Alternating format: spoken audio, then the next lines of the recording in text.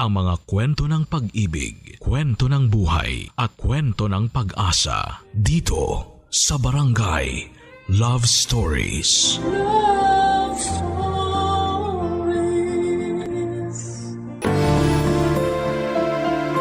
Ang pagmamahal na dapat nilalaban hanggang dulo. Pero meron din naman mga kapuso na pagmamahal na sa umpisa pa lamang ay dapat nang binitawan. Ikaw kabarangay, handa ka bang maghintay na piliin ka ng taong mahal mo? Dear Papa Dudut, may mga taong pinanganak na maraming pagkakatulad sa buhay. At may dahilan kung bakit nagtatagpo ang kanilang mga landas. Magandang araw po sa inyo at sa ating mga kabarangay. Ako po si Cha, 29 years old at nagtatrabaho sa isang private company dito sa Mandaluyong. Matagal na akong nakikinig ng inyong programang Barangay Love Stories. At sana po kagaya ng mga kwento ng buhay na inyong tinatampok mula sa inyong mga letter senders ay makapag-iwan din po itong sulat ko ng aral sa ating mga kabarangay na nakikinig ngayon. Year 2020, nauso yung isang website kung saan ay makakausap mo ang iba't ibang tao mula sa iba't ibang parte ng Pilipinas. Mag-a-appear na lamang randomly yung stranger kapag pinindot mo yung next option sa website na yon. At dahil nga pandemic pa noon ay naging pampalipas oras ko ang website na yon. Marami akong nakakausap pero puro kumustahan lamang. Never akong nagbigay ng social media information ko sa kanila. Pampalipas oras ko lang kasi talaga ang mga nakakausap ko doon. Kapag nabobore na ako, ine-next ko na kaagad para sa bagong stranger na makakausap ko. Nakakatuwa lang kasi may isang tao noon na paulit-ulit kong nakikita at nakakausap sa website na yon. Mike ang pangalan niya. Siya rin ang pinakamatagal na kausap ko at nang matapos ang pandemic ay nagkasundo kaming magkita sa personal, Papa Dudut.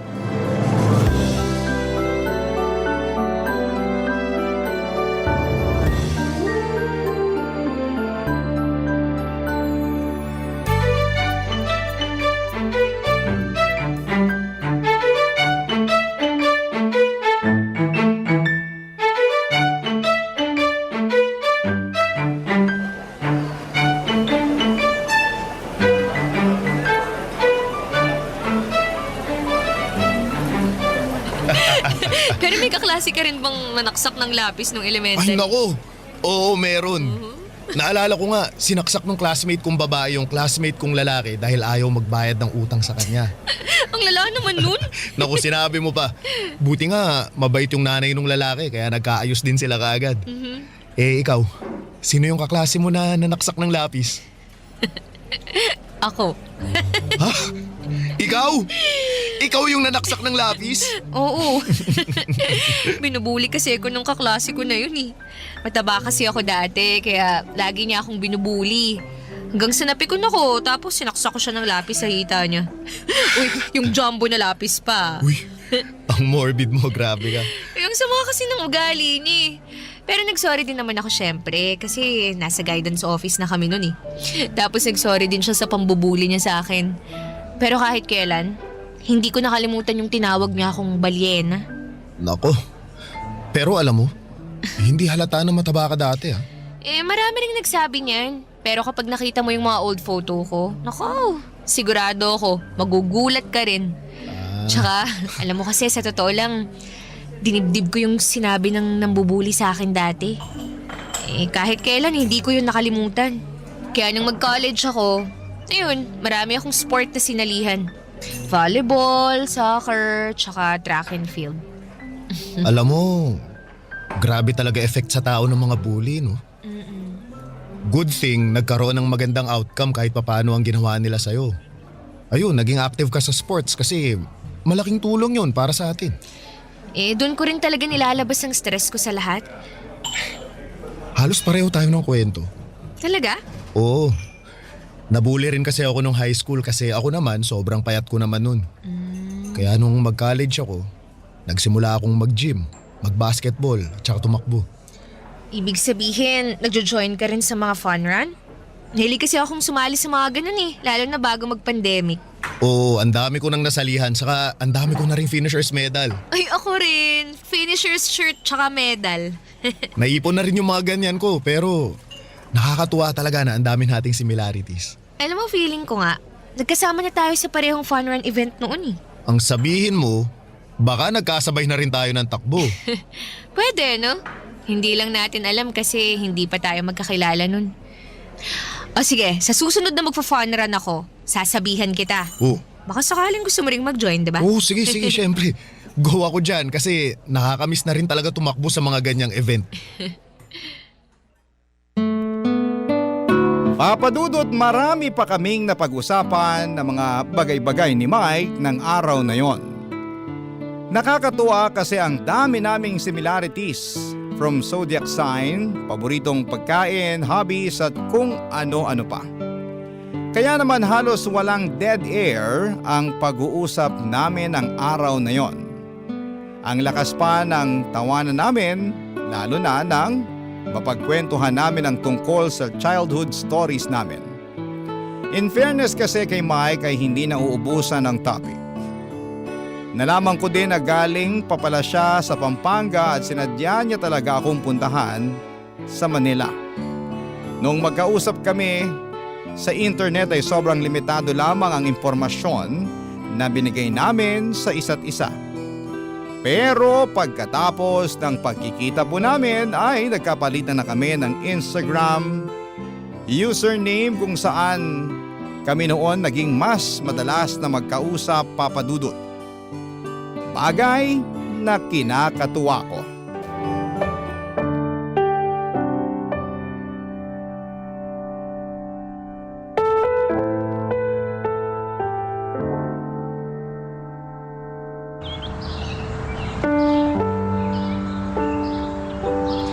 Ayan, sa wakas natapos na rin yung movie na pinapanood natin, Jana. Grabe naman yung ending eh. Sakit sa puso. Anong grabe dun? Ang ganda kaya. Maganda ba yun? Hindi nga nagkatuluyan yung dalawang bida eh. Oo, kasi yun naman talaga nangyayari sa totoong buhay, di ba? Madalas na hindi nagkakatuluyan yung dalawang tao kahit nagmamahalan pa sila. Uy, lalim nun ah. Walaan ko. May love life ka na, no? Ha? Saan naman galing yun? Ay, hindi sinagot. So may love life ka nga. Ano? Sus, kaya ganyan yung mga hugot-hugot line mo ngayon eh. Wala nga. Tsaka paano ako magkaka-love life? Puro bahay at trabaho lang ang mga lakad ko. Bumalay ko ba kung may nakakausap ka nang hindi mo kinukwento sa akin? Kausap? Wala, no? Tsaka alam mo namang hindi ako nagmamadali. Madaming lalaki dyan. Hindi ako mauubusan. Kaya bakit ko mamadaliin ang sarili ko? Okay, sabi mo eh. Ay, teka lang nga, magbabanyo lang muna ako. Medyo kumukulo yung sikmura ko eh. Sige, ire-ready ko na rin yung pangalawang movie na papanoorin natin. Ano kayang susunod na movie ang papanoorin namin? Siguro mag-horror movie naman kami.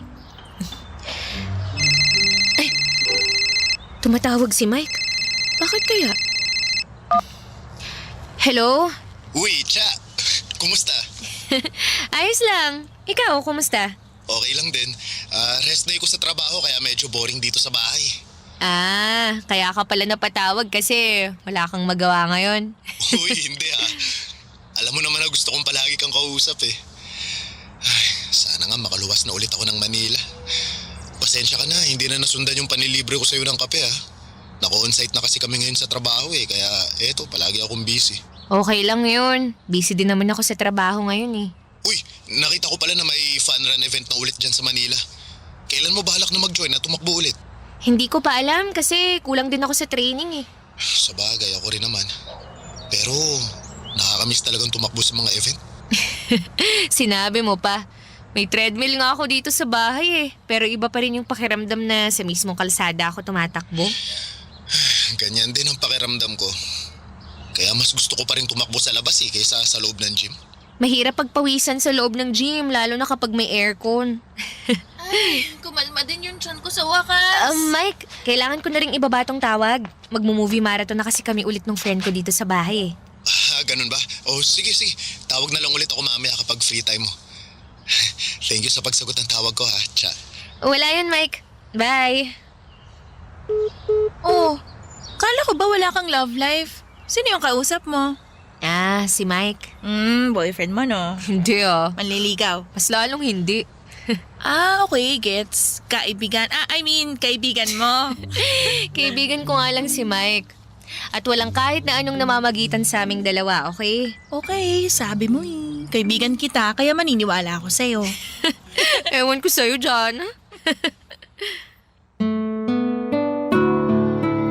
Papadudot, hindi naman ako atat na magka-boyfriend. Alam ko rin kung saan papunta ang pag-uusap namin na yon ni Mike. At aaminin ko na kinikilig ako sa mga simpleng hirit na ginagawa niya sa akin.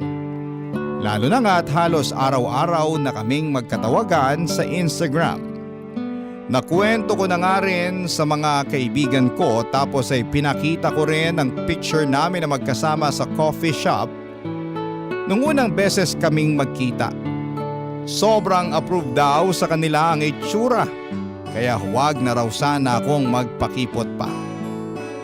Pero ng mga panahon na yon, alam ko sa sarili ko na hindi pa talaga ako handang pumasok sa isang relasyon.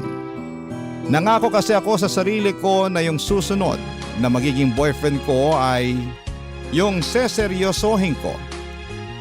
At seseryosohin ako hanggang sa dulo, Papa Dudut. Barangay Love Stories. Barangay Love Stories. Papa Dudut, naging madalas ang pag-uusap namin noon ni Mike at feeling ko nga ay mag-MU na kami. Kahit na hindi kami nagkikita, magka-video call naman kami mula umaga, pagising ko hanggang sa makatulog ako o malobat ang cellphone ko.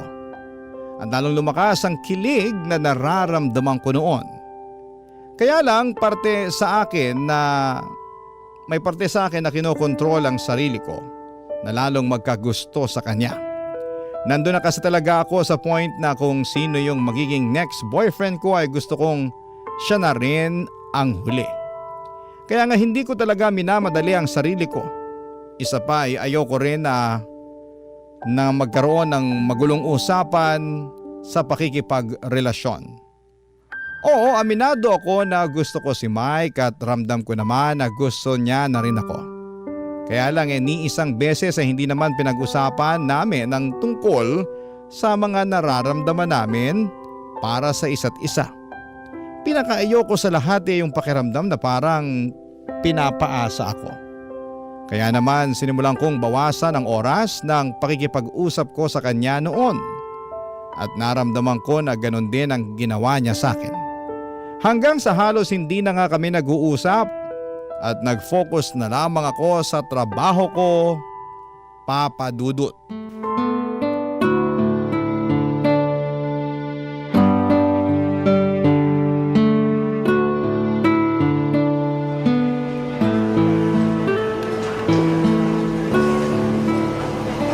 Congrats, Jana! Grabe. Ano ba itong trip mo sa buhay, Cha? Bakit? Hindi ka ba nag-enjoy? Ano ko mag-i-enjoy? Yung pinatakbo mo ako ng 10 kilometro. Parang 3 kilometro lang naman yung tinakbo mo doon. Kasi panailakad ang ginawa natin kanina. Malay ko pag napakahaba palang takbuhin ng 10 kilometro. Alam mo kung alam ko lang, sana yung 5K na lang yung sinalihan natin sa fun run na to. Okay lang yan. At least next time, pwede na tayong mag-16K. 16K? Seryoso ka ba?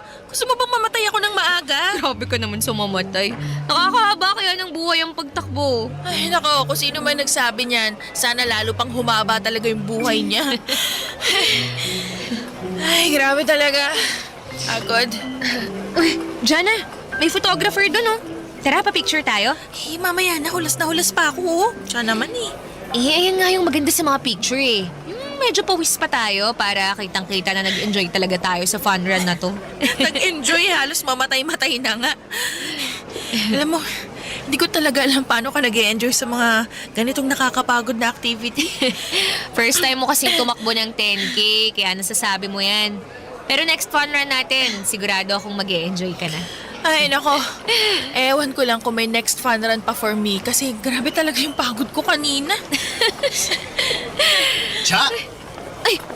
Mike! Sabi na ikaw yan eh. Alam mo, kanina pa kita tinitingnan sa malayo. Nahihiya lang ako lumapit kasi baka nagkakamali lang ako ng tingin. Kumusta, Cha? Ayos lang. Ikaw? Eto, okay lang din. Tumakbo ka rin dito sa fun run? Oo, 16K. Uy, ang lakas mo. Hindi naman. Uy, ikaw, anong distance tinakbuhan mo? 10K lang. Sinamahan ko lang din tong kaibigan ko. First time niya kasing mag-join sa fun run kaya sinabayan ko siya. Ay, oo nga pala. Si Jana, kaibigan ko. Jana, si Mike. So ikaw pala si Mike, yung kaibigan ng kaibigan ko. Jana? Ay, hindi. Ibig kong sabihin, siya yung kinikwento mo na kaibigan mo na si Mike, di ba? Sakit mo mangurot. Ano ka ba? Sakit. Jana, nice meeting you. Nice meeting you too. Anyway, maiwan ko na muna kayo. Maghahanap lang muna ako ng tubig. Baka kasi mag-collapse na ako anytime sa sobrang uhaw at pagod ko eh. Bye! See ya! Sige, Jana. Pasensya ka na sa kaibigan ko ha. Makulit lang talaga yun. Ayos lang. Nakakatuwa nga siya eh. Pero alam mo, buti na lang nagkita tayo ulit dito. Hindi ka na kasi masyadong nagre-reply sa mga chat ko sa'yo eh. Ako, pasensya na ha. Kaka-promote ko lang kasi sa trabaho, kaya naging busy din talaga ako. Hindi, okay lang. Naiintindihan ko naman yun. Good decision din talaga na pumunta ako sa fun run na to. Nagulat nga ako na dumayo ka pa talaga dito sa Makati from Pampanga eh. Kasi dito na rin kasi ako sa Manila nagwo-work. Oh, talaga? Oo, na-assign ako sa office namin sa Pasig. Kaya baka mapadalas na ang takbo ko dito sa Makati. Papadudot, may panghihinayang din naman akong naramdaman noon nang maputol ang pag-uusap namin ni Mike. Hindi na rin naman niya ginawang mag-effort na suyuin at kausapin ulit ako. Naisip ko na wala namang kaming relasyon para gawin niya yon. Kaya nag-go with the flow na lamang ako sa mga nangyari sa aming dalawa. Hanggang sa hindi na nga kami masyadong nag-usap. At talagang hindi ko inaasahan na magkukrus ang landas namin ang araw na yon sa fun run na sinalihan ko. At kahit madalas naming napag-uusapan ang mga fun run event ay hindi ko inaakala na doon kami magkikita pagkalipas ng ilang buwan na hindi na kami nagkaka-chat o nagkakausap. At doon nga muling nasundan ang mga pagkikita namin ni Mike, Papa Dudut.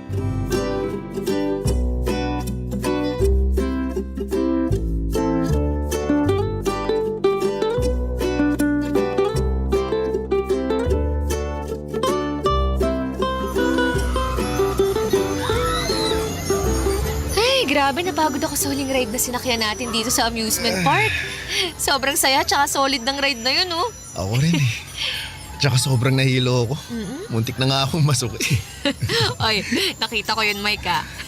Akala ko talaga masusuka ka na kanina nung nasa itaas tayo, eh. Niluno ko na nga lang kasi nahihiya ako sa mga tao sa paligid eh. Hala, hindi nga. Nilunok mo talaga? Oo. Kadiri ko naman. Hindi, joke lang no. Ano ka ba? Eto talaga, ang dali mong maniwala siya. Ang pula kasi ng mukha mo kanina eh. Tapos mas malakas ka pang sumigaw sa akin.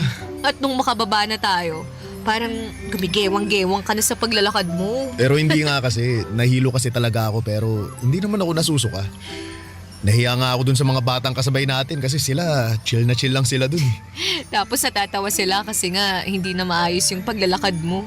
Grabe kasi talaga yun. Sino bang nakaimbento ng ride na yun na pagkatapos magpaikot-ikot, bigla namang magtataas baba?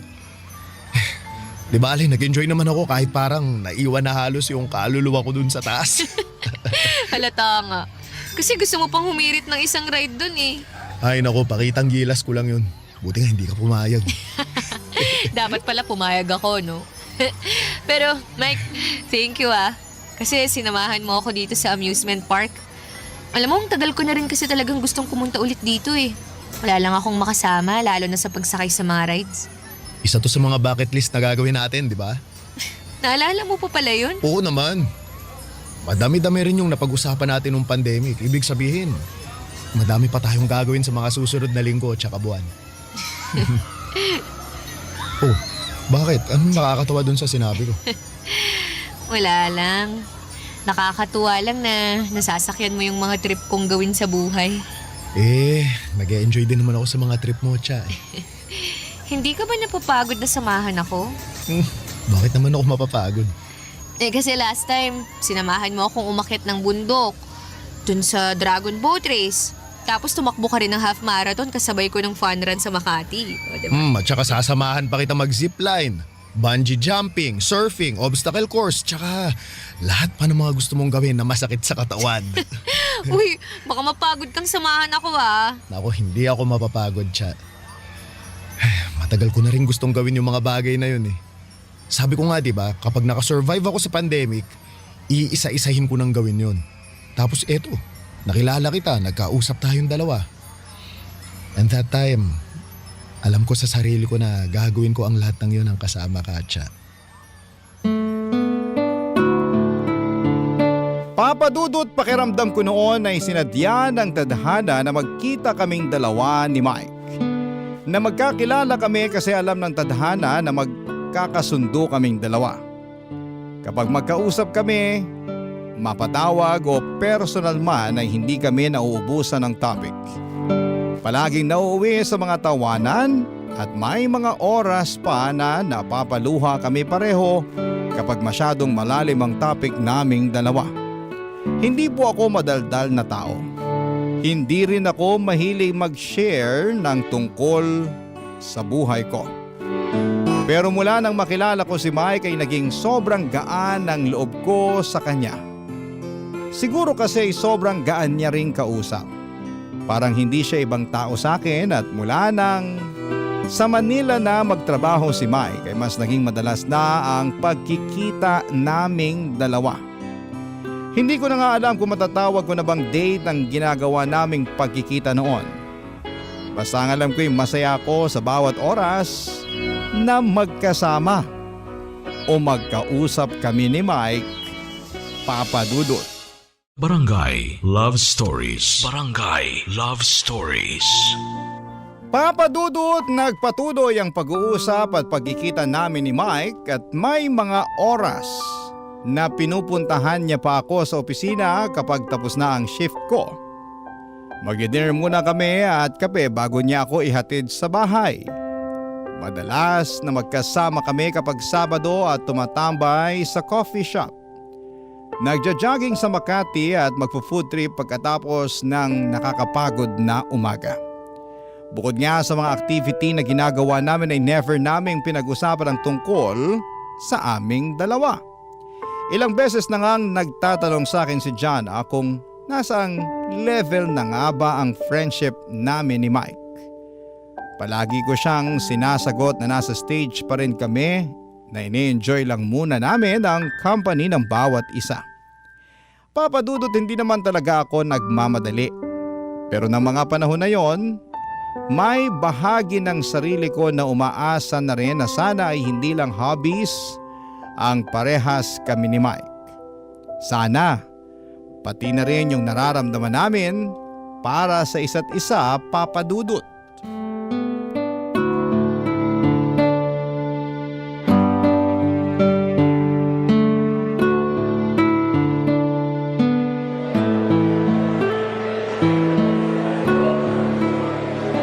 Ay, Jana, bagay sa itong dress na to. Ay, parang maganda nga yan, no? Pwede kong isuot yan sa binyag na pupuntahan ko. Isukat mo na para makita natin kung kasya sa'yo. Sige, pero may nakita pa akong dress banda dun na gusto ko yung design eh. Magaganda nga yung mga design ng dress nila dito. Ay nako, sinabi mo pa. Kaya dito ako madalas bumibili ng mga damit ko para sa mga special occasion na pupuntahan ko eh. Ay, teka, buti pala siya may time ka ngayon na samahan ako dito sa department store. Oo naman. Matagal na rin nating pinag-usapan yung lakad na to, di ba? Kala ko nga mauunahan na naman ako ng boylet mo sa schedule mo para sa araw na to eh. Sinong boylet ang sinasabi mo? Wala naman akong ganun, no? Sus, kunwari ka pa girl. Alam naman natin na bukod sa akin, si Mike ang madalas na kasama mo. Sabihin mo nga sa akin yung totoo. Hindi pa ba talaga nanliligaw yung Mike na yan sa'yo? Hindi nga. Walang ganyan kasi magkaibigan lang talaga kaming dalawa. Pero ramdam mo na may gusto siya sa'yo. Hindi ko alam eh. Tsa, ang linaw-linaw. Oo, hindi lang yung sagot dun sa tanong ko. Tsaka hindi ka manhid, no? Para hindi maramdaman kung ano ba talaga yung motibo ng lalaking yun sa'yo. Kaibigan lang naman talaga kasi kami, Jana. Wala kang gusto sa kanya. Alam mo, ikaw, ang dami mong tanong. Girl, concern lang ako sa'yo kasi kaibigan kita.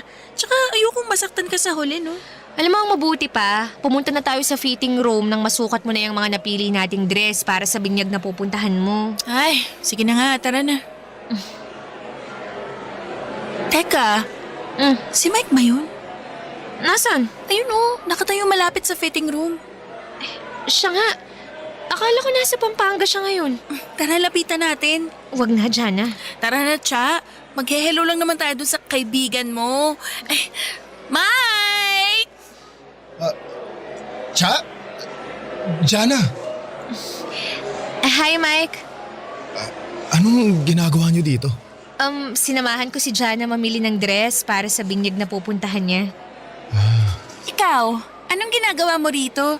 Tsaka, may hinihintay ka bang lumabas dyan sa fitting room? May sinamaan lang. Okay na yung dress na sinukat ko. Tara na sa counter, bayaran na natin. Ay, sorry, may kausap ka pala. Girlfriend mo? Oo, guys, si Patrice, girlfriend ko. Babe, si Jana at saka si Cha, mga nakakasama ko sa fun run events. Oo, talaga? Makakasama mo sila sa fun run? Ang cute naman. Sana makasama ko rin sila sa fun run. Hi girls, nice meeting you. Nice meeting you rin, Patrice. Babe, tara na. Magbayad na tayo dun sa counter kasi may lakad pa tayo. Oh, sige, tara na. At Cha, Jana, mauna na kami ni Patrice, ha? Ingat kayo. Bye girls! Cha, ano yun? May girlfriend pala si Mike? Sabi ko naman kasi sa'yo, di ba? Magkaibigan lang kami ni Mike. Magkaibigan lang. Tara na sa fitting room. Papa Dudut, hindi ko i-deny na nasaktan ako ng araw na yon. Palagi kong sinasabi na hindi ako nagmamadali pero gusto ko talaga na si Mike na ang maging next boyfriend ko. At kung papalarin ay siya na rin sana ang maging huli. Kaya hindi ko minadali ang lahat sa aming dalawa para hindi ako magsisi. Gusto ko yung nasa malalim na level na yung pagkakakilala namin sa isa't isa, kaya hinayaan ko na lamang ang sarili ko na mahulog sa kanya. Kasi ramdam ko naman noon na gusto na rin niya ako. Nakagaya ko ay ayaw niya ring magmadali at naghihintay lamang siya ng tamang pagkakataon. Ayun pala ibang pagkakataon ang hinihintay niya. Sinimulan ko na rin na siyang iwasan pagkatapos ng pagkikita namin na yon kasama ang girlfriend niya. Hindi ko sinasagot ang mga chat o mga tawag niya. Naisip ko kasi na wala nang dahilan para mag-usap pa kaming dalawa, Papa Dudut. Pero hindi ko rin maintindihan ang sarili ko noon. Dahil bigla na lamang akong nag-decide na makipagkita kay Mike, Papa Dudut.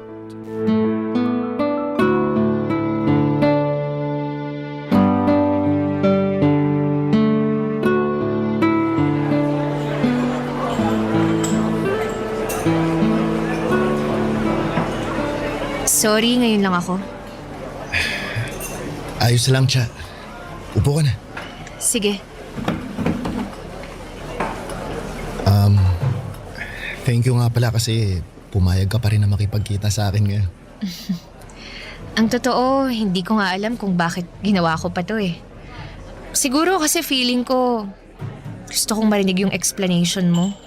Kahit alam ko na hindi naman kailangan. I'm sorry, Cha. Mike, bakit ginawa mo yun? Bakit ginawa mo akong pampalipas oras mo? Cha, hindi kita ginawang pampalipas oras. Talaga? Oo. Lahat ng sinabi ko sa'yo noon, totoo yun. Lahat ng ginawa at pinakita ko sa'yo, galing yun dito. Sa puso ko. Alam mo, Mike, yan ang hindi ko magets eh. Bakit ginawa mo sa akin yun? Bakit pinupuyat mo ako gabi-gabi, pinapakilig mo ako, tapos may girlfriend ka na pala? Last week lang kami nagkabalikan ni Patrice. Nagkabalikan. So ibig sabihin, girlfriend mo na talaga siya dati pa. Tsaka bago tayo magkakilala on and off ng relationship namin. Ilang beses na rin kaming nag-break noon. Kaya hindi siya nakapost sa mga social media account mo. Oo, ganun na nga. Naging malabo ang relasyon namin nang mag-start ang pandemic. Naghanap ka ng ibang kausap kasi nagkakalabuan na kayo ng girlfriend mo. Hindi naman sa ganun. Malabo na talaga yung sama ni Patrice noon pa man. Kung malabo na pala ang lahat sa inyo, bakit hindi mo na lang muna tinapos lahat bago ka naghanap ng ibang kausap? Kasi nangihinayang ako sa 5 taon na naging relasyon namin eh. Kaya sa tuwing gusto niyang ayusin ang lahat sa amin, pumapayag na lang ako. Pinagbibigyan ko na lang siya. Pero siya, nag-iba lahat ng yun mula nung makilala kita. Anong ibig mong sabihin? Siya, this time, alam ko, handa na akong bitawan si Patrice. Makikipaghiwalay ka na sa kanya? Oo, at gagawin ko yun dahil sa'yo. Hindi, Mike. Hindi mo gagawin yan. Hindi ka makikipaghiwalay sa girlfriend mo nang dahil lang sa akin. Siya, gusto kita. At alam kong alam mo yun. Kahit never kong sinabi yun noon, hindi ako nagkulang ng paraan para iparamdam sa'yo yun. At alam ko na ito yung dapat kong gawin. Ang alin? Ang sakta ng ibang tao para sa akin? Gusto mo rin naman ako, di ba? Oo. Pero hindi dahilan yun para manakit na ako ng ibang tao. Mike, kahit saang anggulo mo kasi tingnan, kahit hindi mo sinabi sa akin ang diretsyo noon na gusto mo ko, pinagsabay mo pa rin kami ng girlfriend mo. At ginawa mo lang talaga akong option para sa oras na maghiwalay na talaga kayong dalawa, alam mong nandito ako para saluhin ka. Tiya, hindi totoo yan. Hindi kita ginawang option. Kahit anong sabihin mo, hindi na magbabago ang tingin ko sa'yo at sa ginawa mo sa akin. Hindi na rin magbabago yung desisyon ko, Mike. Sana lang, ito na yung huling beses na magkikita at mag-uusap tayong dalawa. Papadudot pakiramdam ko na mga oras na yon, kahit na hindi naging kami ni Mike, ay kailangan ko ng closure mula sa kanya. Siguro'y gusto ko lang din talagang marinig ang explanation niya at malaman kung ano nga ba ang nararamdaman niya para sa akin. Pero hanggang doon na lamang yon. Kasi ng oras na nalaman ko na may girlfriend na pala siya, na plano niyang hiwalayan si Patrice para sa akin, tumatak na sa isipan ko na hindi siya ang lalaking para sa akin. Kasi I know my worth, Papadudot. Hindi ko kailangang manatili sa isang sitwasyon kung saan ay option lamang ako.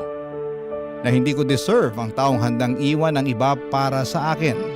Dahil ang ibig sabihin, kaya rin niya akong iwanan kapag may mas convenient ng ibang tao kesa sa akin. At higit sa lahat ay hindi ko kailangang patunayan ang halaga ko sa taong hindi kayang tumayo sa umpisa pa lamang para sa akin. At doon ko napatunayan na hindi porket click kayo sa lahat, sa usapan, sa tawanan, sa pangarap, ilalaban nyo na ang kung ano ang meron kayo. Mas masakit ang manatili sa lugar kung saan ay ginawa lang akong option ng taong gusto ko. At sa pag-alis ko ay doon ko tuluyang pinili ang sarili ko. Hanggang dito na lamang po ang sulat ko at sana po ay nakapag-iwan po ito ng aral sa ating mga kabarangay na nakikinig ngayon. Na dapat tayo mismo ang nagbibigay halaga sa ating mga sarili at hindi ang ibang tao. Ang inyong forever, kapuso at kabarangay. Chat. Kwentuhan naman tayo dito sa comment section. Barangay Love Stories. Love Stories. Ang mga taong sarado ang puso ay madalas bukas ang bibig. Ibig sabihin hindi nila iniisip na pwede silang makasakit ng damdamin ng iba basta maging masaya lamang sila. Ikaw kapuso, naranasan mo na bang hamakin at maliitin ng dahil sa panlabas mong itsura?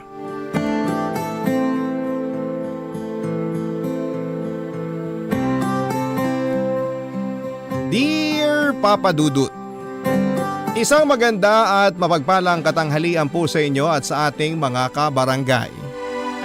Ang pangalan ko po ay Kailin, 33 years old at taga Morong Rizal. Matagal nyo na po kaming avid listener ng asawa kong si Abel at sa katunayan ay inuulit-ulit po naming pakinggan kahit na yung mga replay ninyo tuwing linggo. Tapos ay bigla na lamang naming naiisip na sumulat sa programa ninyo upang magbahagi naman ng sarili naming kwento. Simple lang naman ang aming pamilya, Papa Dudut. Sa kasalukuyan ay may isa na kaming anak na babae ni Abel habang siya ay nagtatrabaho naman bilang offset supervisor sa isang planta sa Cavite. Ako naman ay nasa bahay lamang at nag-aalaga sa anak namin habang busy sa pagtatanim at pagpapalago ng mga paborito kong bonsai. Dati po akong nagtrabaho sa isang pribadong kumpanya sa Manila pero napagkasunduan namin mag-asawa na manatili na lamang ako sa bahay pansamantala. Dahil nga maliit po ang anak namin noon, wala rin naman kasing kaming malapit na kamag-anak na mapag-iiwanan. At ayoko pong kumuha ng kasambahay. Tapos nagka-pandemic din kaya para matulungan si Abel sa mga gastusin namin ay rumaraket po ako bilang freelance finance consultant sa online.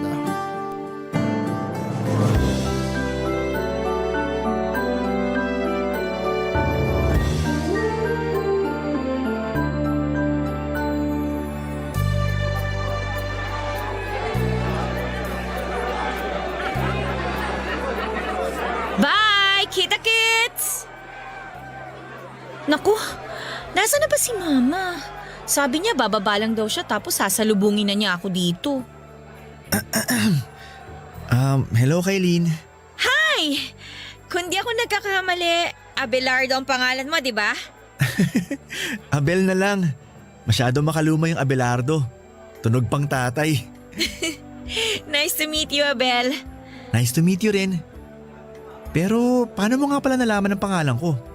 Ha? Syempre. Nakikita ko yung pangalan mo sa campus newspaper natin. One time binasa ko yung feature article sa'yo tungkol dun sa mga collection mong bonsai at saka kung paano ka nahihilig sa pagtatanim ng halaman. Ganun ba? Ako ba? Paano mo nalaman ang pangalan ko? Sikat ka kasi sa mga kalalakihan. Pinag-uusapan ka nila, ganun. Ako? Sikat? Alam mo, kung may sikat man at pinag-uusapan ng mga kalalakihan dito, hindi ako yun, no? Baka si Angelica ang tinutukoy mo, yung kaibigan ko. Nahuli mo ako? Pasensya na. Bakit ba kasi parang nahihiya ka pa dyan?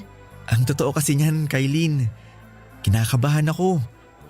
First time kong gagawin to sa tanang buhay ko. At ayoko na sanang palagpasin pa ang pagkakataon na to kasi nga, baka hindi na tayo magkita. Anong ibig mong sabihin, Abel? Ang totoo niyan, matagal na kitang kilala, Kailin. Pero hindi parang stalker ha. Huwag ka sana matakot sa akin. Simula pa lang yata second year college, nakikita na kita eh. Tapos maraming beses ko na rin sinubukan na makipagkilala sa'yo. Kaya lang, kinakabahan talaga ako. Tapos nahihiya rin ako kasi baka, alam mo na, baka hindi mo rin ako kausapin. At bakit ko naman gagawin yun? Yun na kasi yung normal na ginagawa ng iba. Kaya parang nasanay na ako. Kaya wala rin akong kaibigan dito kasi nga, ganito lang ako. Yun bang, yun bang hindi ka gwapuhan? Sabi na pagtatawanan mo rin ako. Hoy, sira! Hindi kita pinagtatawanan kasi hindi ka gwapo. Ano ka ba? Natawa ko kasi gunggong yung mga nagsabi sa'yo noon. Kasi para sa akin, walang mali sa'yo. Kaya kung sino man ang tumatawag sa'yo ng ganon, wag mong pakinggan. Baka nga wala pa sakaling kingan mo yung mga yun eh. Pero seryoso, Abel, para sa akin, gwapo ka. Hindi ka pangit. Ano naman kung hindi ka maputi? Mas type ko nga yung mga moreno eh. Sakto lang din ang tangkad mo. Tapos ang ganda-ganda pa ng pagkakulot ng buhok mo. Oh, di ba? Kaya huwag ka nagpapaniwala dun sa mga nagsasabi sa'yo na pangit ka dahil sila ang tunay na pangit. Salamat kay Lina. Pinapalakas mo loob ko. Wala yun. Pero teka, napasarap na tayo ng kwentuhan ah. Mabalik tayo dun sa sasabihin mo dapat sa akin. Ano nga yun? Oo nga pala. Kasi alam ko ngayon pa lang talaga tayo nagkausap. At posible rin na ito na ang huling natin pagkikita. Pero sabi ko nga, ayoko na magpakatorpe. Kaylin, ang totoo niyan, matagal na kitang gusto. Hindi lang bilang kaibigan o kakilala kundi masigit pa ron. Pero hindi naman kita pipilitin kung may iba ka nagugustuhan. Ang akin lang, tanggapin mo sana tong bonsai na itinanim ko. Inalagaan ko talaga yan para sa'yo. Para sa akin talaga to, Abel? Oo. Sorry kung hindi mga bulaklak. Okay nga to kasi allergic ako sa mga bulaklak eh. Gusto ko tong bonsai. Ang ganda. Mabuti naman nagustuhan mo. Gustong gusto ko ka mo. Tungkol nga pala dun sa sinabi mo. Oo, pumapayag na akong ligawan mo ko. Ha? Anong ligawan? Mali ba ako ng dinig o talagang sinabi mong gusto mo ko? Kung ganun, ligawan mo muna ako. Wow! Thank you, Kaylin! Salamat binigyan mo ako ng chance para ligawan ka!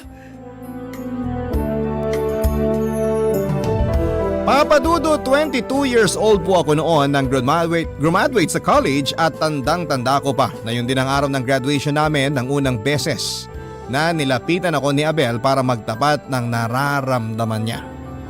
Business major po ang husband ko, Papa Dudut, at siya ang pinakamatalino sa klase nila.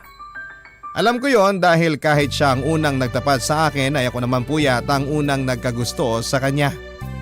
Pera biro pero attracted po talaga ako sa mga nerdy at may pagka-misteryoso ang datingan. Kaya nga nang sabihin sa akin ni Abel na gusto niya ako at plano niya akong ligawan, ay wala na po akong pa-eme-emeng pumayag. Tatanggi pa ba ako crush ko siya. Mabait po si Abel, Papa Dudut. Nirerespeto niya ako at nararamdaman ko yon. Hindi niya rin ako noon pinipressure na sagutin siya basta para sa kanya. May chance man o wala ay gusto niya pa rin ipakita at patunayan na totoo ang feelings niya para sa akin. Kaya nga pagkalipas lamang ng 2 buwan na panliligaw ay binigay ko na sa kanya ang matamis kong oo.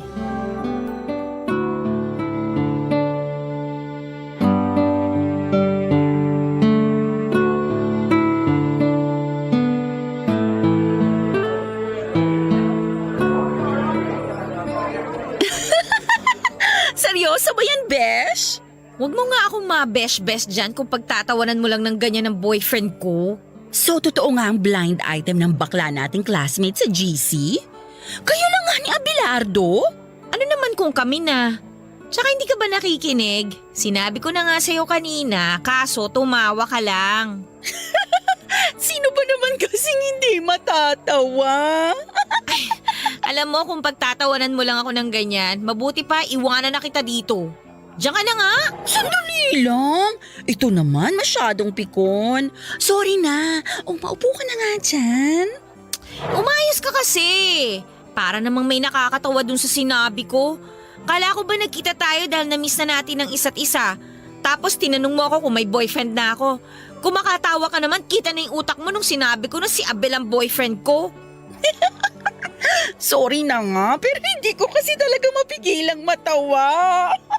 Akala ko kasi joke lang yun nung sabihin mong nililigawan ka ni Abel. Like, hello, pumayag ka talagang magpaligaw sa prom ding yun? Tapos, naging kayo talaga? As in? Alam mo, isa pang insulto mo sa boyfriend ko, isasaboy ko na talaga tong mainit na kape sa mukha mo. Hoy, wag ka naman ganyan. Ano ka? Kontrabida sa mga teleserye na sasadyaing sirain ng magandang mukha ng bida? Ikaw pa talaga ang bida? Samantalang yung tono ng pananalita mo tungkol sa amin ni Abel, pang kontrabida. Anong magagawa ko? Hindi ko lang talaga expected na ang besh ko mai-in love dun kay Abel. Ano ba kasing nagustuhan mo sa kanya? Di naman siya kagwapuhan. Gusto mo ba kapag nagkaanak kayo, maging kamukha niya? Hoy, Angelica, wala namang pangit sa itsura ng boyfriend ko ah. Kung may pangit man dito, aba, ikaw yun no. 'Di ba? Sabi mo dadaan ka sa simbahan bago ka umuwi. Bakit kaya hindi mo subukan magbumog ng holy water? Angelica pa naman ang pangalan mo, pero napaka-demonyita mo. Ay, na-hurt? So, seryoso nga ang besh ko sa feelings niya sa Abel na yon kasi sobrang niyang pinagtatanggol. Pero sandali lang, bago mo ako sabuyan ng mainit na kape sa mukha, curious lang kasi ako. Ano bang nakita mo sa lalaking yon? At sa dami ng mga nagpopogi ang lalaki na nireto ko sa'yo noon, kay Abel ka pa rin talaga nagpaligaw. At sinagot mo pa siya ha? Grabe, hindi ko talaga inexpecto, besh. Gusto mo talagang malaman? Pwes, makinig kang mabuti. Maraming magagandang katangian si Abel na walang-wala doon sa mga nirereto mo, no? Mabait siya, mabuting tao, mabuting anak, at saka mabuting kapatid. Nirerespeto niya ako, pati na rin ang pamilya ko. Gustong-gusto nga siya ni na mama at papa, kaya Ay naman... nako, kahit sa ang korte mo pa ipagtanggol yung Abel na yan, hinding-hindi na siya gagwapo sa paningin ko. Pwede ba kay Lynn? Ngayon napapaisip na ako kung paano kita naging best friend eh. Kasi wala kang taste.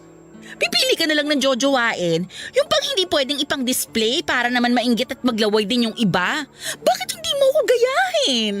Kung pang-display lang pala ang gusto mo para mainggit ang iba, para naman hindi masyadong magpaltos yung mukha mo kapag sinabi ko na to sa'yo, nakakainis ka. Sa pagkakaalam ko ay college best friend ko si Angelica pero kutob ko po talaga. Kinakaibigan lamang niya ako noon para may makopyahan tuwing exam at may assignment kami papadudot. Maganda po siya pang modelo ang katawan at matangkad. Maputi, makinis ang balat at talaga namang hahabulin o hahabulin ang tingin ng mga kalalakihan. Pero siguro ang tanging kapintasan lamang niya ay hindi siya masyadong matalino. Pero sino ba naman ang perpekto, hindi ba? Ako nga saktong ganda lang at saktong talino pero masaya naman sa love life. Papadudot, sa kabila ng maladyosang ganda at malaanghel na pangalan ni Angelica ay nagtatago ang pagiging matabil ang dila at laitera niya. At paborito niya pong talagang okrayin ay si Abel. Palibhasa prom di po ang mister ko. Galing sa Mountain Province, kulot ang buhok, moreno at hindi masyadong matangkad. Pero para sa akin ay wala pong kainsu-insulto sa itsura niya. Ang mga kwento ng pag-ibig, kwento ng buhay at kwento ng pag-asa. Nasa Spotify na, Barangay Love Stories. Pakinggan kahit kailan, kahit saan. Barangay Love Stories sa Spotify. Kinig na, kabarangay! Ako sa Manila at sa Cavite naman siya. Bagaman malayo ang lugar na aming pinapasukan at tinitirhan ay 2 beses sa isang buwan kung lumuwas si Abel sa Manila para pumunta sa bahay namin. Kung may pagkakataon ay ako naman po ang dumadayo sa kanila doon sa Cavite. Legal po kami sa mga pamilya namin, papadudot. At aliw na aliw sina mama at papa kay Abel dahil mahusay po sa mga bagay-bagay ang mister ko. Sa katunayan ay magaling siyang magpalago ng mga halaman. Bagay na nagustuhan sa kanya ni mama dahil napakarami pong tinanim at nabuhay ng mga bulaklak ni Abel sa bahay namin noon.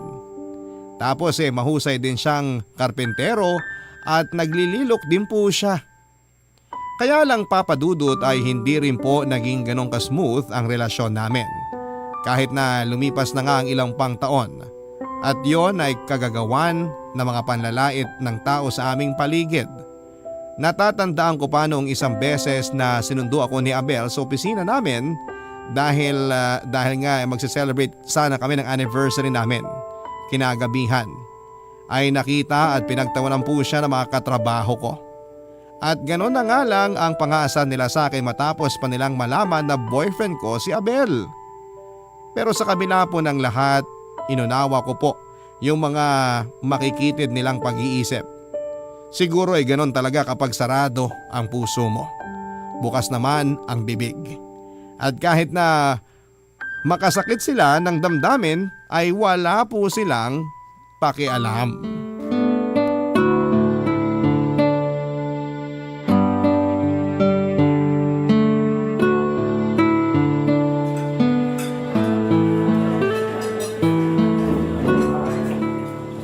Ano be? Nagustuhan mo ba tong restaurant na pinagdalhan ko sa'yo? Simple lang pero ganda ng ambience. Probinsyang probinsya. Bigla ko tuloy na-miss yung lugar namin. Oo nga, ang ganda-ganda rito. Tapos ang sasarap pa ng mga pagkain. Paano mo nalaman to? Sinearch ko online. Siyempre, bago pa dumating tong araw na to, pinaghandaan ko na talaga lahat. Ay, kaya naman pala ang extra sweet mo simula pa kaninang umaga eh. Thank you, be. Kasi kahit 5 taon na tayo magkarelasyon, hindi ka pa rin nagbabago. Ikaw pa rin yung Abel na nanligaw sa akin noon na nakilala ng mga magulang ko. Bakit naman ako magbabago? Kung may dapat man akong baguhin, yun ang apelido mo. Ha? Ay, wow, ang smooth nun ha. Saan mo natutunan pumikap line ng ganyan, ha? Hindi pick-up line yun. At hindi ko rin yun sinabi dahil lang gusto ko magpasikat sa'yo. Kasi ang totoo niyan, sinabi ko talaga yun dahil seryoso ako. Seryoso ako, nayayain ka magpakasal sa akin. Seryoso ba yan, Abel? Kasi kung nagja-joke ka, masasakal talaga kita. Hindi ako nagbibiro. Ang totoo, matagal-tagal ko na rin pinag-isipan to. Kung paanong ikaw na nga yung babaeng gusto kong makasama hanggang sa tumanda ako. Na kung gano'n na ako kahandang bumuo ng pamilya kasama ka. Salamat kasi binigyan mo ka ng pagkakataon na patunayan sa iyo yung nararamdaman ko noon. At sa loob ng 5 taon simula na maging tayo, walang araw na hindi ko ipinagdasal sa Diyos na dumating ang pagkakataon na to. Kaya naman, Kylene, pumapayag ka bang maging asawa ko? Oo naman. Pumapayag ako na maging asawa mo sa hirap at sa ginhawa. At hindi lang naman ikaw ang humiling nito sa Diyos. Ako rin ano? Para sa akin, ikaw na talaga yung the one. Sigurado matutuwa nito sina mama at papa. Kasi ang tagal-tagal na rin nilang inaantay na mag-propose ka eh. Grabe. Mas excited pa sa akin yung mga yun. Talaga? Nakakatuwa naman.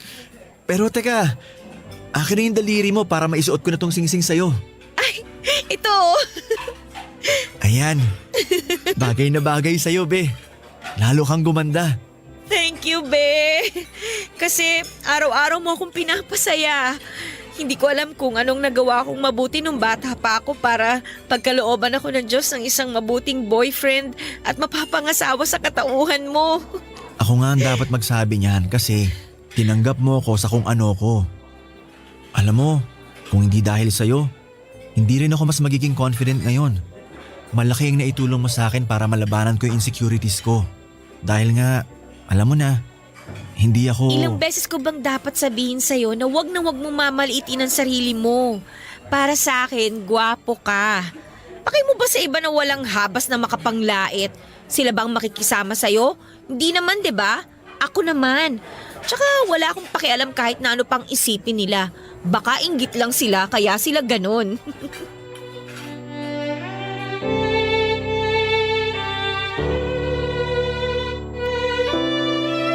Papadudot ang araw ng kasal namin ni Abel ang isa na siguro sa mga pinakamasayang araw ng buhay ko. Palibasa ay pareho po namin kasama ang aming pamilya upang saksihan ang pag-iisang dibdib namin. Para sa aming mag-asawa, ang araw ng kasal namin ang sumunod na pinakamahalagang tagpo sa buhay namin matapos isilang ang aming anak. Nang mabuntis po ako ay doon na naging masela ng tiyan ko, Papa Dudut. Kaya nga nagkasundo kami ni Abel na tumigil na muna ako sa pagtatrabaho. And that time ay nakabili kami ng bahay at lupa sa Rizal at lumipat na rin po kami rito. Naging hands-on po sa akin si Abel hanggang sa panganganak ko at hindi po siya nagbago magpa hanggang sa ngayon. Minsan bago ko matulog sa gabi, hindi ko kinakaligtaang magpasalamat sa Diyos dahil pinagkalooban niya ako ng isang mabuti at responsableng asawa.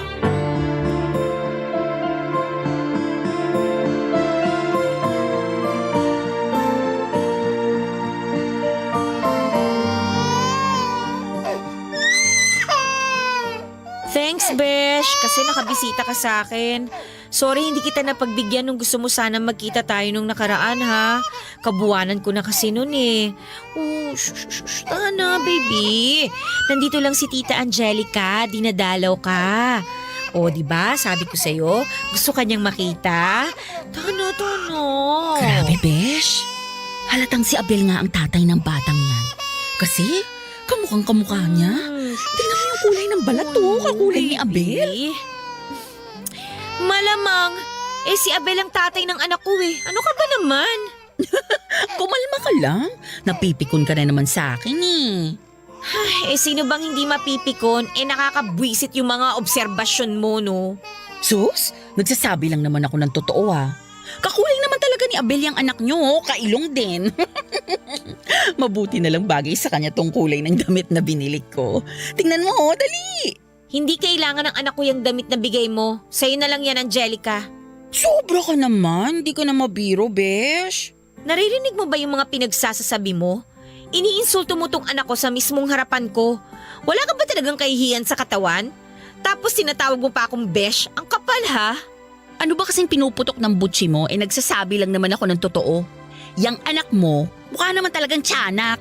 O tingnan mo, ang itim-itim tapos hindi rin kagwapuhan. Manang-mana dun sa tatay niyang maligno. Ano ba naman yan? Di wala man lang nakuha sa'yo kahit konti. Anong sinabi mo? Sumusobra ka na talaga. Kung masasabunutan lang talaga kita ngayon, sisiguruhin ko mahihila ko lahat ng buhok mo sa anit. Nagpunta ka lang ba dito para buwisitin ako? Hindi naman sana, kaso nagbago nung nakita ko yung anak mo. Uy nga pala, gusto ko lang din ibalita sa'yo na magkaka-baby na rin ako.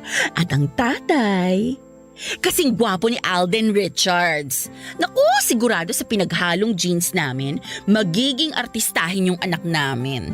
Mabuti pa, umalis ka na lang bago pa magdilim ang paningin ko sa'yo at masabunutan na talaga kita.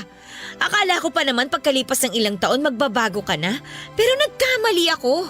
Habang tumatagal, palala ka ng palala. Sana lang hindi magmana sa'yo magiging anak mo. Kung may mamama naman sa akin ang batang dinadala ko, malamang hindi ang kapangitan ng anak mo. Grabe, Kaylin, hindi ka man lang nag-aalala para sa kinabukasan nyo ni Abel? Sigurado mabubuli din yung anak nyo kagaya ng tatay niya. Kung bakit ba naman kasi sa dinami-rami ng lalaki, pumayag kang magpakasal at nagpabuntis ka pa kay Abel? Hindi ka man lang ba talaga kinikilabutan sa desisyon mong yon? Ikaw ang dapat makaramdam ng kilabot dahil baka paglabas mo ng bahay namin, tamaan ka ng kidlat. Nakakatawa. Mabuti pa, umalis ka na lang. At wag ka na ulit magpapakita sa akin, ha? Maling-mali talaga na inimbita pa kita ngayon dito sa bahay namin. Aalis na talaga ako, no? Hindi mo na ako kailangan pagtabuyan. Saka huwag ka mag-alala. Wala rin naman akong plano na makita pa kayo ng anak mo. Baka maging kamukha pa niyan yung baby ko. Grabe, nakakatakot yun pag nagkataon. Wala na po tayo sa sinaunang panahon para patuloy na intindihin at konsentihin ng mga tao na pinaglipasan na yata ng katinuan sa katawan. Katulad na nga lang ni Angelica, Papa Dudut. Sabihin na natin na may pinagsamahan kami noon pero hindi po yon kahit kailan magiging sapat para magkaroon siya ng karapatan na husgahan at insultuhin ang mag-ama ko. Mabait po si Abel, oo, pero tao lang din siya. May damdamin. Alam ko na ayaw niyang masira ang pagkakaibigan namin ni Angelica matapos ko nga pong ikwento sa kanyang nangyari, pero desidido na po akong putulin ng kahit na Kwento ng buhay at kwento ng pag-asa. Nasa Spotify na, Barangay Love Stories. Pakinggan kahit kailan, kahit saan. Barangay Love Stories sa Spotify. Kinig na, kabarangay! Papa Dudut, nagpatuloy lang po ang tahimik naming buhay may pamilya ni Abel.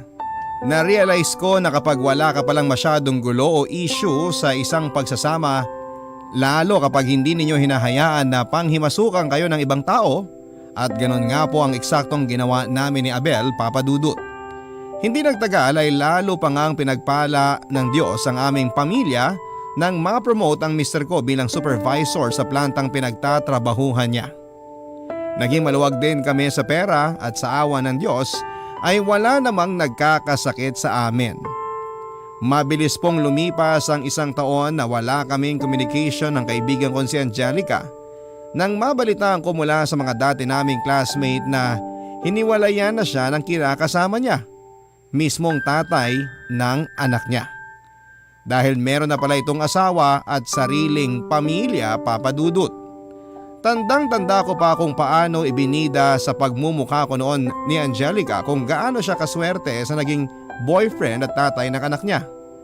Para lang sa huli malalaman niyang niloko lamang siya nito at ginawa pang kabit.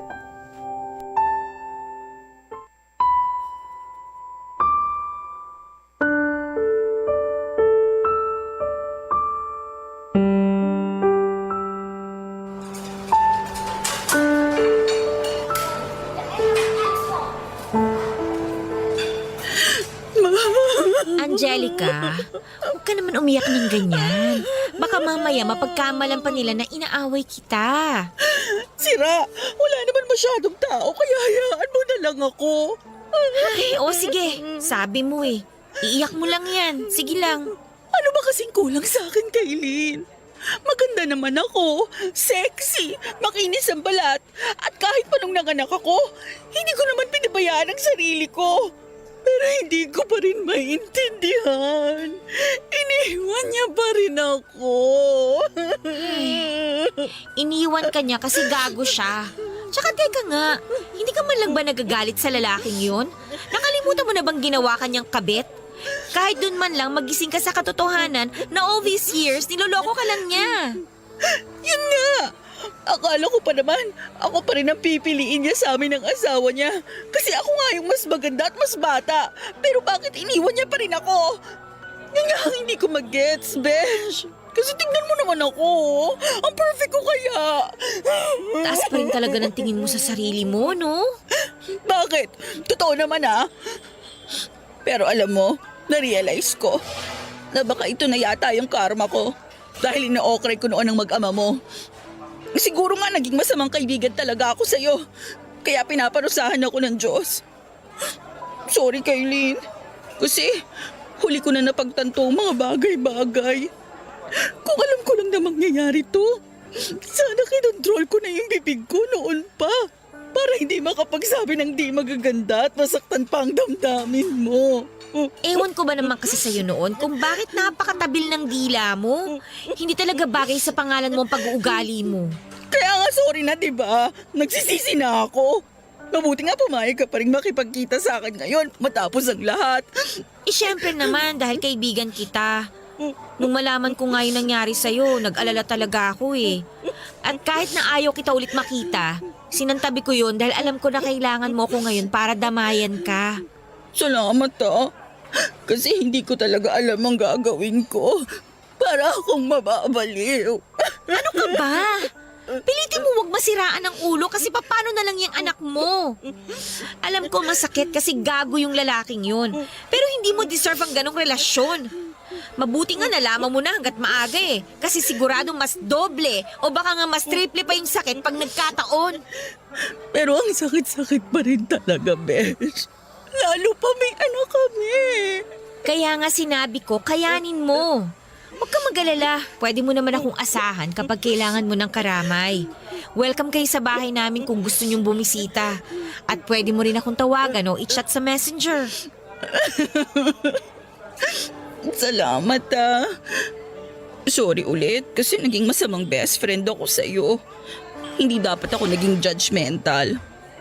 Siguro, naiinggit lang talaga ako sa'yo dahil napakabait ng asawa mo at mahal na mahal ka niya. Ang totoo, hindi naman talaga ganun ka-perpekto yung relasyon namin ng tatay ng anak ko kahit nung simula pa lang.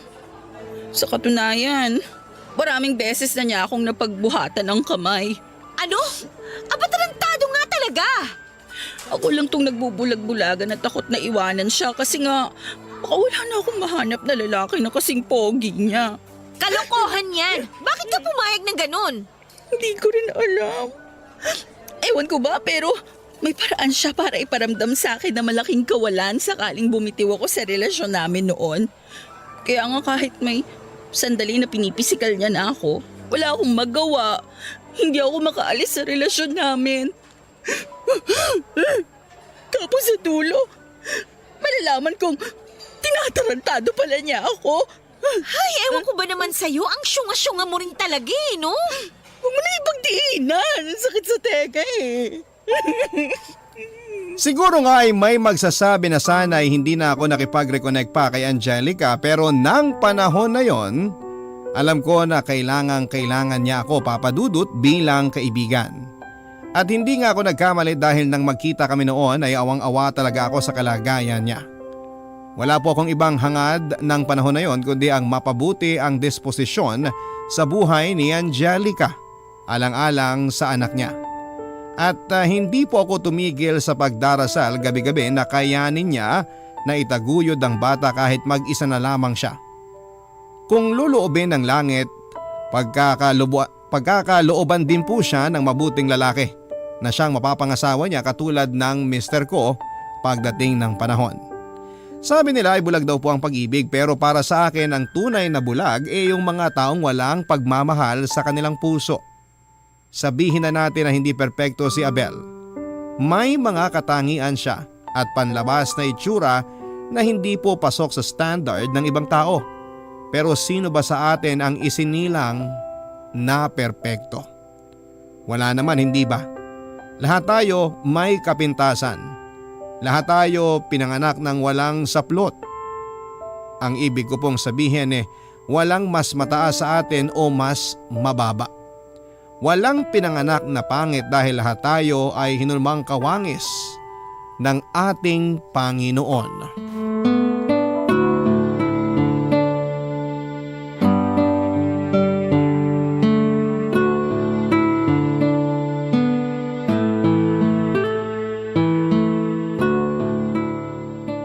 Kumusta na si Angelica pati yung baby niya? Sana kahit paano okay ng kalagayan nila. Kawawa rin naman yung anak niya. Wala nang ang tatay, mawawalan pa ng nanay. Be, okay lang si Angelica. Actually, kakatext lang niya sa akin na may kanu daw na nanliligaw sa kanya. Ganon? Ayos rin.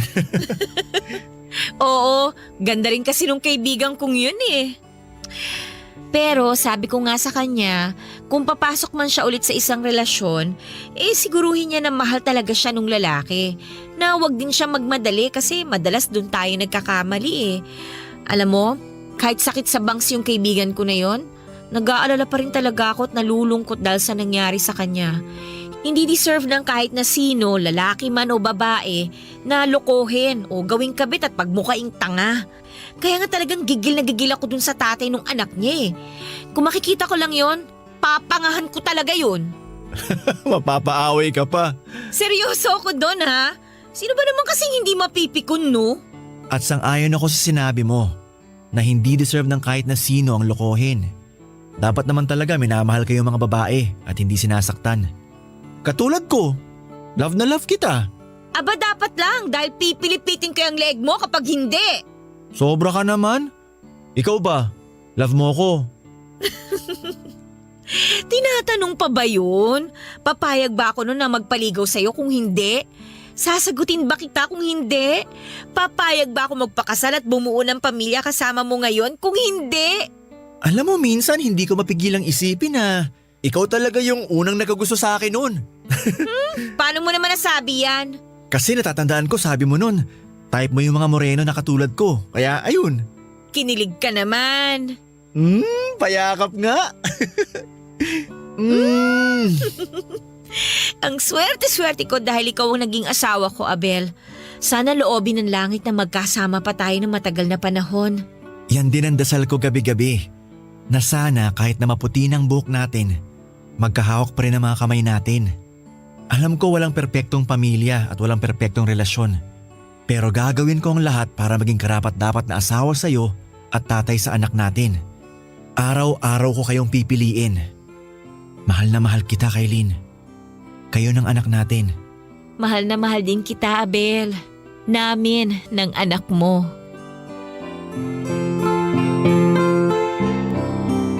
Ang sabi nga sa Kawikaan 19 verse 14, bahay at kayamanan ay minamana sa magulang, ngunit ang mabait na asawa ay galing sa Panginoon.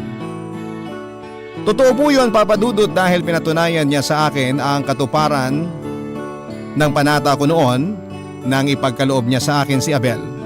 At alam ko rin naman na pareho kami ng pinagpapasalamat ng mister ko. Wala pong perpektong relasyon sa mundo, pero kung susubukan ng bawat mag-asawa na tanggapin at kilalanin at ang kahinaan ng bawat isa at magtutulungan na ito ay mapabuti, siguradong walang pagsubok at pag-uusig mula sa iba na hindi nila kayang pagtagumpayan. Sa kasalukuyan, Papa Dudut, ay masayang-masaya po ang munti naming pamilya ni Abel at bagaman may pandemya, hindi po namin hinahayaang mamatay ang ningas ng pag-iibigan sa loob ng aming sambayanan at sambahayan. Sa halip ay lalo pa po namin itong pinaiigting sa pamamagitan ng paglapit sa Diyos at pagmamahalan sa bawat isa. Kaya po maraming salamat sakaling mapili po ninyong basahin ang Barangay Love Stories ko, ang buhay namin ni Abel, Papa Dudut.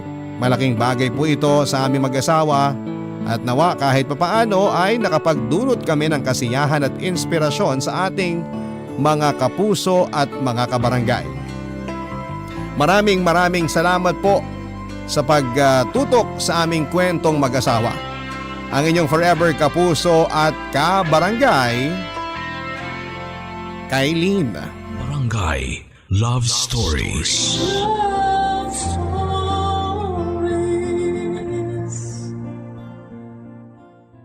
Barangay LS 97.1. 97.1. Number 1. Forever.